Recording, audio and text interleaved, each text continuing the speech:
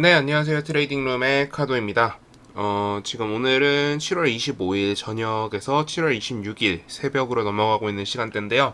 오늘은 일단 좀 미장 얘기를 먼저 하고 시작하고, 미장, 그리고 지금 지금 시장 이슈들 한번 쓱 살펴보면서 넘어가겠습니다. 자, 일단 지금 미장은 지금 12,350포인트 부근에서 놀고 있어요. 즉 마이너스 0.5% 부근에서 놀고 있습니다. 오늘은 조금 조정세가 좀 피할 수 없을 것 같아요. 한 12,200 정도에서 12,300 사이에서만 왔다 갔다 할 것 같습니다.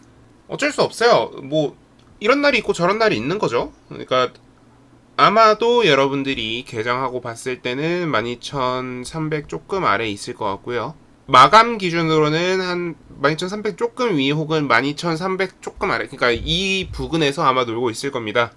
자, 그럼 이게 왜 그러느냐? 일단 수급상의 이슈가 있어요. 수급상에서 지금 당장 전 세계적인 팬데믹 현상들이 일어나고 있고요. 그리고 켄타우로스라던가 BA5 같은 두 가지 뮤테이션에 의한 코로나 팬데믹, 원숭이 두창과 그리고 코로나 팬데믹이 둘 다 있습니다. 지금 이런 상태에서 뭐 전 세계적인 지수가 갈 수가 없죠. 그러니까 조금 조정을 줄 수밖에 없다라는 게 어쩔 수 없는 현실이고요. 자, 그러면 조정을 주는 게 과연 악재인가? 전 그렇게 생각하진 않아요. 자, 결국 이렇게 돼서 뭘로 이어지냐면요. 지금 원자재 가격이 잠시 하락할 겁니다. 우리 코로나 때도 원자재 가격이 잠깐 하락했다가 빅 인플레이션이 왔던 거거든요. 그러니까 잠깐은 하락할 거예요. 그러면 원자재 가격이 잠깐이라도 하락하고 그 뒤에 팬데믹이 좀 줄어든다면, 그러니까 그런 현상이 좀 줄어들기 시작한다면, 조정세가 좀 온다면 다시 원자재 가격은 하락하는 상태로 멈춰 있고 주가는 상승할 수 있을 것 같습니다. 그리고 특히 지금 원유 가격이 계속 조정세를 지금 보여주고 있는데 지금 96불 정도에 와 있네요. 그래서 이 가격대 혹은 조금 더 아래로 내려간다면 미국 시장도 좀 안정화가 될 것 같고요. 그리고 지금 원달러 환율이라던가 달러 엔 환율들 이런 흐름들을 보니까 달러 강세가 좀 줄어들고 있어요. 그래서 다행히 이제 좀 끝나가고 있다 정도로 이해를 해주시면 될 것 같습니다. 자, 그래서 전 세계적인 이슈들을 지금 크게 두 가지 정도로 일단 좀 줄여봤는데요. 일단 원숭이 도창과 코로나, 그리고 두 번째는 가상화폐입니다. 뭐 가상화폐, 암호화폐 해가지고 뭐 결국은 이제 용어에 대한 확실한 정의가 없다 보니까 좀 크립토커런시라는 표현으로 변동하겠습니다. 그 크립토커런시 관련해가지고 지금 몇 가지 이슈들이 있어요. 자, 일단 첫 번째로는 지금 전 세계적으로 NFT 관련돼서 야, NFT 이거 진짜 좋은 거 맞아? 이런 의문들, 시장의 의문들이 좀 돌고 있고요. 그리고 두 번째로는 거래소들의 소규모 혹은 대규모 합병 이야기들이 돌고 있습니다.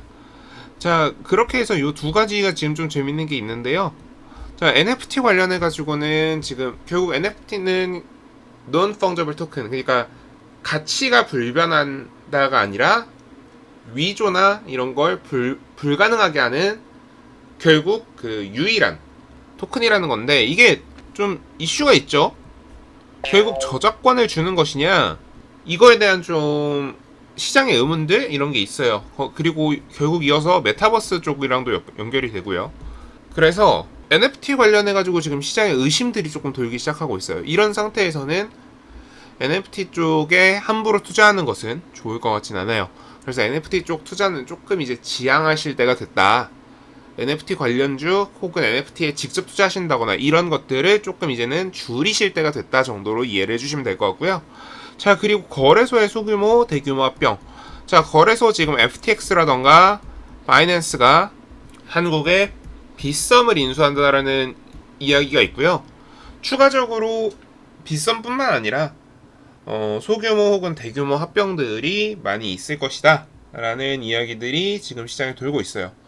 이런 상태에서는 결국은 뭐 좀 물음표가 뜨죠. 자, 왜 물음표가 뜨냐? 아니, 빗썸이라던가 이런 회사들이 과연 일단 첫 번째로 여기다 팔겠느냐? 자, 두 번째로 비싼 가격에 팔리겠느냐? 자, 이 두 가지 물음표가 뜨는데요. 자, 일단 첫 번째, 빗썸이 팔겠느냐는 여전히 물음표가 떠 있는데 비싼 가격에 팔리겠느냐? 요거는 이응. 이쪽에서 제안한 금액이 4조 정도라고 얘기가 되고 있어요.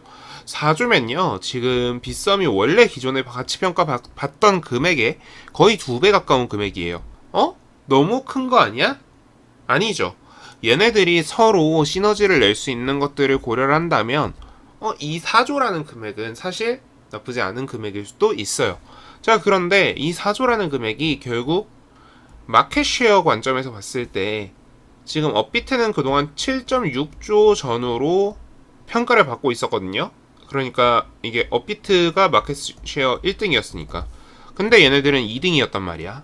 자, 근데 얘네가 2배를 평가를 받았어요. 자, 그러면 업비트는 관련주들이 어떻게 해야 되느냐? 요런 게 조금 의문이에요. 그래서 저는 사실 처음부터 빗썸 관련주는 당연히 갭상승해서 너무 달리기를 할 게 뻔하니까 빗썸 관련주보다는 업비트 관련주를 좀 주목하셔라 라는 관점이었고요. 업비트 관련주들은 조금 주목할 필요가 있을 것 같아요. 그래서 업비트 관련주들은 좀 지속적으로 주목을 해주셨으면 좋겠습니다. 그리고 좀 더 지켜봤으면 좋겠다라고 생각이 드는 테마는 일단 코로나 치료제 테마. 자, 코로나 치료제는 결국 당장은 대증요법 쪽으로 갈 수밖에 없기 때문에 증상 완화라던가 바이러스 그 자체를 직접 깨는 이 두 가지 관련주들이 다 갈 것 같고요.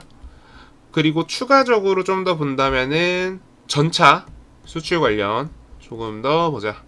그리고 재건 관련주 우크라이나. 자, 왜 재건 관련주 왜 보냐?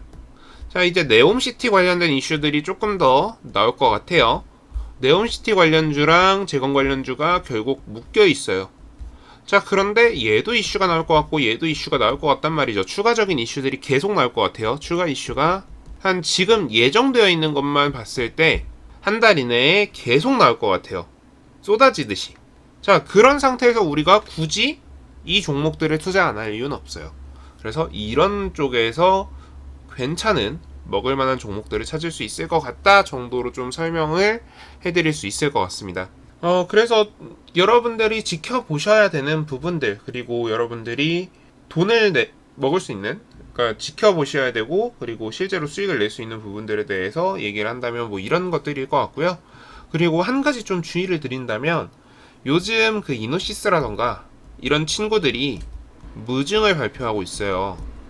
자, 그런데 무증은 결국 착시 효과를 이용하는 거거든요. 자, 근데 착시 효과를 이용할 때요, 좋은 애들에서 착시 효과가 일어나는 거는 나쁘지 않아요. 진짜 괜찮을 수 있어요. 하지만 이런 애들은 얘가 누구냐면요, 예전에 에디슨 이브이고요, 그리고 그 전에 UNI예요. 그러니까 이런 좀 우리 소위, 그러니까 솔직하게 말합시다. 우리 이런 거 솔직하게 말해서 양아치 종목에서는 좀 주의하실 필요가 있어요. 그래서 이런 종목들은 주의해서 봐라, 그런 얘기를 드리면서 오늘 영상은 마무리하도록 하겠습니다. 지금까지 트레이딩룸의 카도였고요. 오늘 영상 도움되셨다면 구독, 좋아요, 알람 설정 부탁드립니다. 감사합니다.